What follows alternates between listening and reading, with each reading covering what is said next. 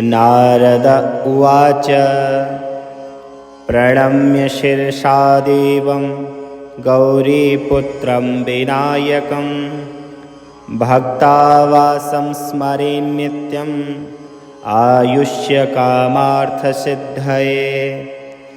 प्रथमं वक्रतुण्डं च एकदन्तं द्वितीयकं तृतीयं कृष्णपिङ्गाक्षं गजवक्त्रं चतुर्थकं लम्बोदरं पञ्चमं च षष्ठं विकटमेव च सप्तमं विघ्नराजं च धूम्रवर्णं तथाष्टमं नवमं भालचन्द्रं च दशमं तु विनायकम् एकादशं गणपतिं द्वादशं तु गजाननं द्वादशैतानि नामानि त्रिसन्ध्यं यः पठेन्नरः न च विघ्नभयं तस्य सर्वसिद्धिकरं परम्। विद्यार्थी लभते विद्यां धनार्थी लभते धनं पुत्रार्थी लभते पुत्रान् मोक्षार्थी लभते गतिं। जपेद् गणपतिस्तोत्रं षड्भिर्मासै फलं लभेत् संवत्सरेण सिद्धिं च लभते नात्र संशयः। अष्टभ्यो ब्राह्मणेभ्यश्च लिखित्वा यः समर्पयेत् तस्य विद्या भवेत् सर्वा गणेशस्य प्रसादतः। नारद उवाच प्रणम्य शिरसा देवं गौरीपुत्रं विनायकं भक्तावासं स्मरेन् नित्यम् आयुष्यकामार्थसिद्धये।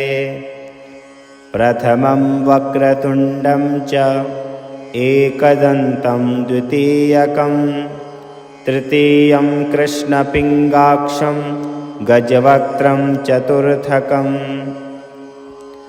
लम्बोदरं पञ्चमं च षष्ठं विकटमेव च सप्तमं विघ्नराजं च धूम्रवर्णं तथाष्टमं नवमं भालचन्द्रं च दशमं तु विनायकम् एकादशं गणपतिं द्वादशं तु गजाननं द्वादशैतानि नामानि त्रिसन्ध्यं यः पठेन्नरः न च विघ्नभयं तस्य सर्वसिद्धिकरं परम्।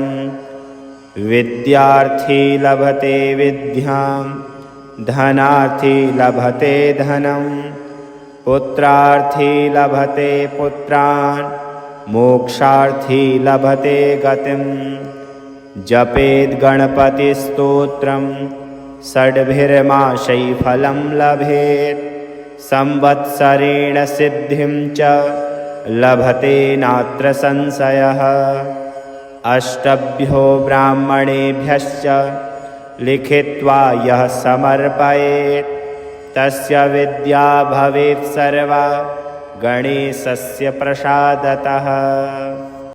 नारद उवाच प्रणम्य शिरसा देवं गौरीपुत्रं विनायकं भक्तावासं स्मरेन् नित्यम् आयुष्यकामार्थसिद्धये।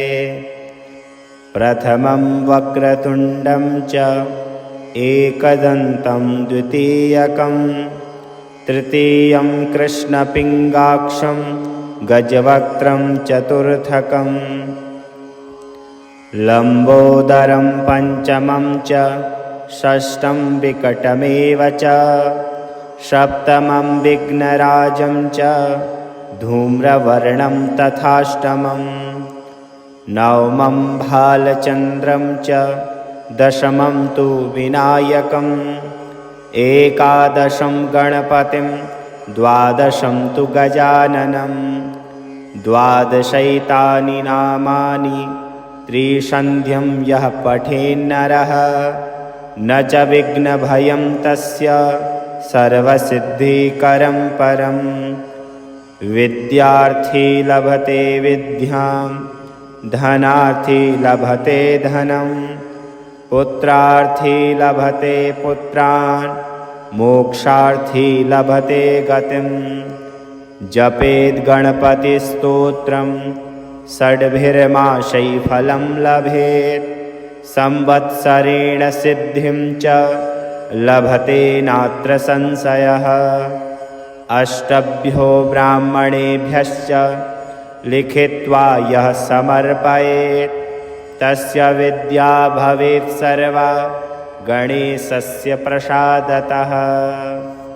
नारद उवाच प्रणम्य शिरसा देवं गौरीपुत्रं विनायकं, भक्तावासं स्मरे नित्यम् आयुष्यकामार्थसिद्धये।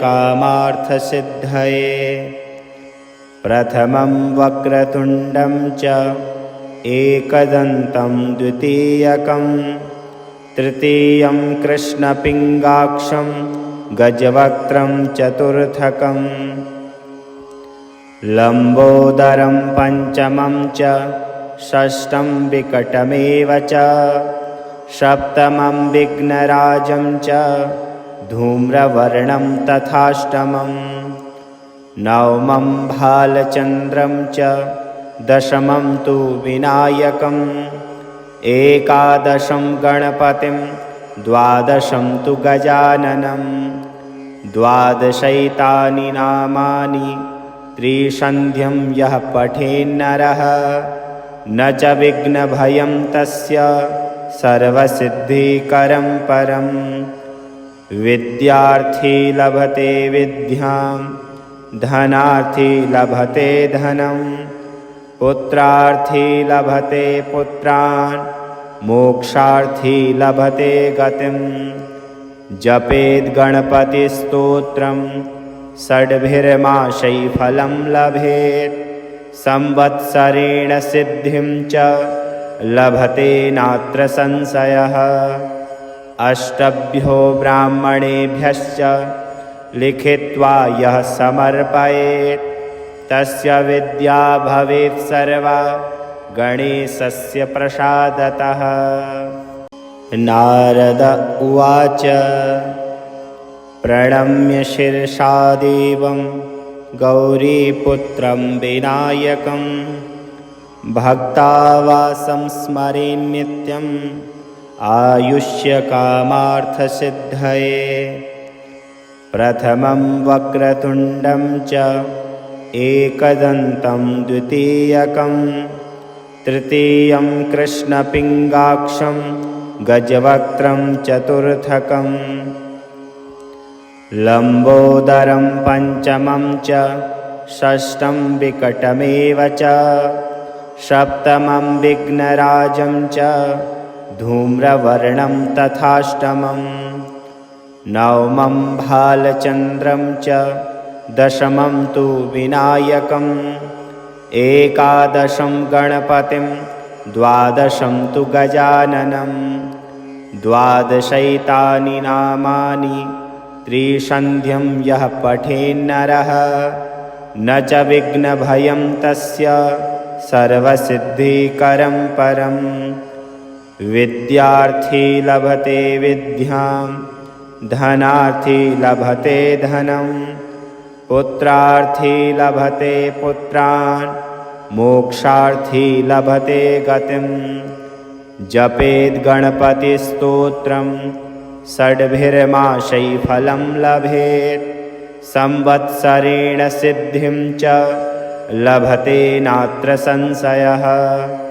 अष्टभ्यो ब्राह्मणेभ्यश्च लिखित्वा यः समर्पयेत्, तस्य विद्या भवेत् सर्वा गणेशस्य प्रसादतः। नारद उवाच प्रणम्य शिरसा देवं गौरीपुत्रं विनायकं, भक्तावासं स्मरे नित्यम् आयुष्यकामार्थसिद्धये।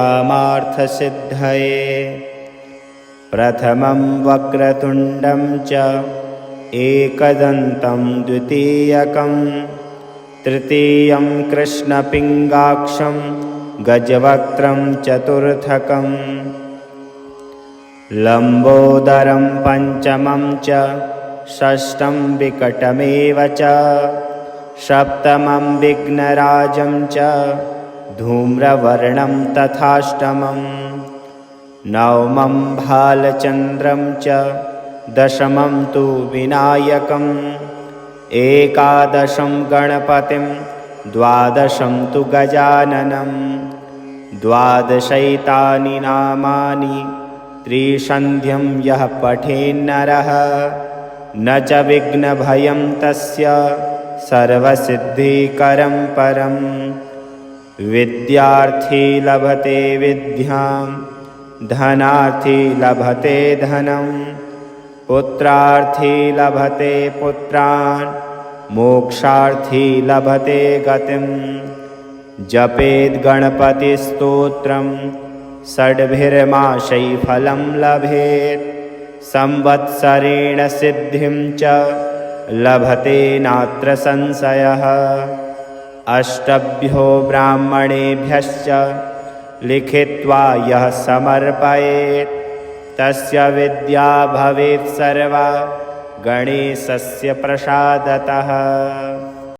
नारद उवाच प्रणम्य शिरसा देवं गौरीपुत्रं विनायकं भक्तावासं स्मरेन् नित्यम् आयुष्यकामार्थसिद्धये प्रथमं वक्रतुण्डं च एकदन्तं द्वितीयकं तृतीयं कृष्णपिङ्गाक्षं गजवक्त्रं चतुर्थकं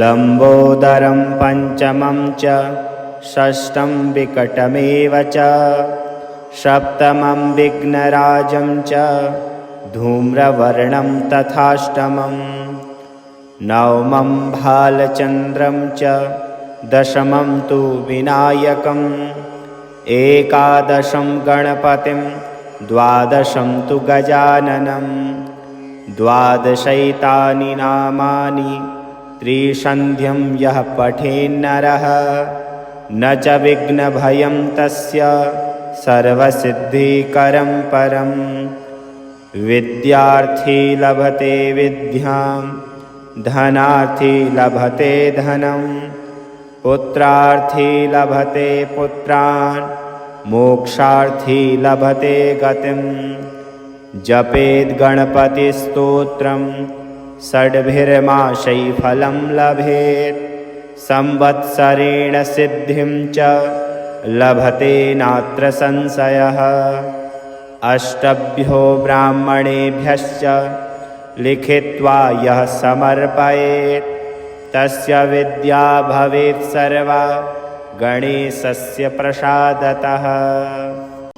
नारद उवाच प्रणम्य शिरसा देवं गौरीपुत्रं विनायकं भक्तावासं स्मरेन् नित्यम् आयुष्यकामार्थसिद्धये प्रथमं वक्रतुण्डं च एकदन्तं द्वितीयकं तृतीयं कृष्णपिङ्गाक्षं गजवक्त्रं चतुर्थकं लम्बोदरं पञ्चमं च षष्ठं विकटमेव च सप्तमं विघ्नराजं च धूम्रवर्णं तथाष्टमं नवमं भालचन्द्रं च दशमं तु विनायकम् एकादशं गणपतिं द्वादशं तु गजाननं द्वादशैतानि नामानि त्रिसन्ध्यं यः पठेन्नरः न च विघ्नभयं तस्य सर्वसिद्धिकरं परं विद्यार्थी लभते विद्यां धनार्थी लभते धनं पुत्रार्थी लभते पुत्रान् मोक्षार्थी लभते गतिं। जपेद् गणपतिस्तोत्रं षड्भिर्माशै फलं लभेत्। संवत्सरेण सिद्धिं च लभते नात्र संशयः। अष्टभ्यो ब्राह्मणेभ्यश्च लिखित्वा यः समर्पयेत् तस्य विद्या भवेत् सर्वा गणेशस्य प्रसादतः। नारद उवाच प्रणम्य शिरसा देवं गौरीपुत्रं विनायकं भक्तावासं स्मरे नित्यम् आयुष्यकामार्थसिद्धये। प्रथमं वक्रतुण्डं च एकदन्तं द्वितीयकं तृतीयं कृष्णपिङ्गाक्षं गजवक्त्रं चतुर्थकं लम्बोदरं पञ्चमं च षष्ठं विकटमेव च सप्तमं विघ्नराजं च धूम्रवर्णं तथाष्टमं नवमं भालचन्द्रं च दशमं तु विनायकम् एकादशं गणपतिं द्वादशं तु गजाननं द्वादशैतानि नामानि त्रिसन्ध्यं यः पठेन्नरः न च विघ्नभयं तस्य सर्वसिद्धिकरं परम्। विद्यार्थी लभते विद्यां धनार्थी लभते धनं पुत्रार्थी लभते पुत्रान् मोक्षार्थी लभते गतिं। जपेद् गणपतिस्तोत्रं षड्भिर्माशै फलं लभेत्। संवत्सरेण सिद्धिं च लभते नात्र संशयः। अष्टभ्यो ब्राह्मणेभ्यश्च लिखित्वा यः समर्पयेत् तस्य विद्या भवेत् सर्वा गणेशस्य प्रसादतः। नारद उवाच प्रणम्य शिरसा देवं गौरीपुत्रं विनायकं भक्तावासं स्मरे नित्यम् आयुष्यकामार्थसिद्धये। प्रथमं वक्रतुण्डं च एकदन्तं द्वितीयकं तृतीयं कृष्णपिङ्गाक्षं गजवक्त्रं चतुर्थकं लम्बोदरं पञ्चमं च षष्ठं विकटमेव च सप्तमं विघ्नराजं च धूम्रवर्णं तथाष्टमं नवमं भालचन्द्रं च दशमं तु विनायकम् एकादशं गणपतिं द्वादशं तु गजाननं द्वादशैतानि नामानि त्रिसन्ध्यं यः पठेन्नरः न च विघ्नभयं तस्य सर्वसिद्धिकरं परम्। विद्यार्थी लभते विद्यां धनार्थी लभते धनं पुत्रार्थी लभते पुत्रान् मोक्षार्थी लभते गतिं। जपेद् गणपतिस्तोत्रं षड्भिर्माशै फलं लभेत्। संवत्सरेण सिद्धिं च लभते नात्र संशयः। अष्टभ्यो ब्राह्मणेभ्यश्च लिखित्वा यः समर्पयेत् तस्य विद्या भवेत् सर्वा गणेशस्य प्रसादतः।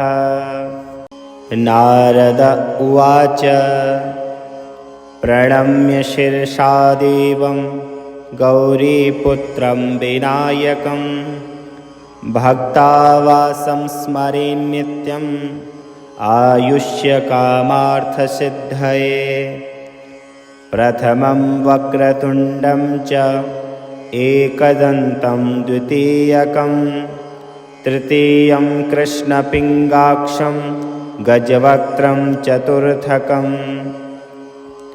लम्बोदरं पञ्चमं च षष्ठं विकटमेव च सप्तमं विघ्नराजं च धूम्रवर्णं तथाष्टमं नवमं भालचन्द्रं च दशमं तु विनायकम् एकादशं गणपतिं द्वादशं तु गजाननं द्वादशैतानि नामानि त्रिसन्ध्यं यः पठेन्नरः न च विघ्नभयं तस्य सर्वसिद्धिकरं परं विद्यार्थी लभते विद्यां धनार्थी लभते धनं पुत्रार्थी लभते पुत्रान् मोक्षार्थी लभते गतिं जपेद् गणपतिस्तोत्रं षड्भिर्मासै फलं लभेत् संवत्सरेण सिद्धिं च लभते नात्र संशयः अष्टभ्यो ब्राह्मणेभ्यश्च लिखित्वा यः समर्पयेत् तस्य विद्या भवेत् सर्वा गणेशस्य प्रसादतः। नारद उवाच प्रणम्य शिरसा देवं गौरीपुत्रं विनायकं भक्तावासं स्मरेन् नित्यम् आयुष्यकामार्थसिद्धये प्रथमं वक्रतुण्डं च एकदन्तं द्वितीयकं तृतीयं कृष्णपिङ्गाक्षं गजवक्त्रं चतुर्थकं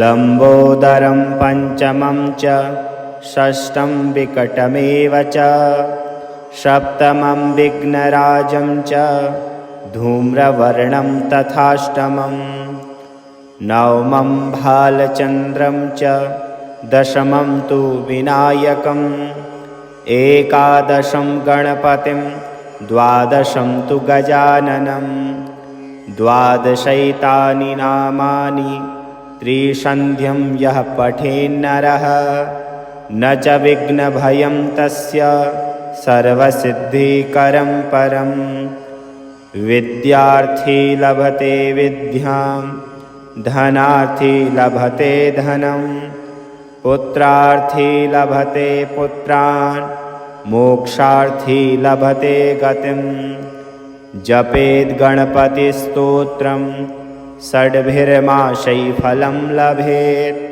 संवत्सरेण सिद्धिं च लभते नात्र संशयः अष्टभ्यो ब्राह्मणेभ्यश्च लिखित्वा यः समर्पयेत् तस्य विद्या भवेत् सर्वा गणेशस्य प्रसादतः।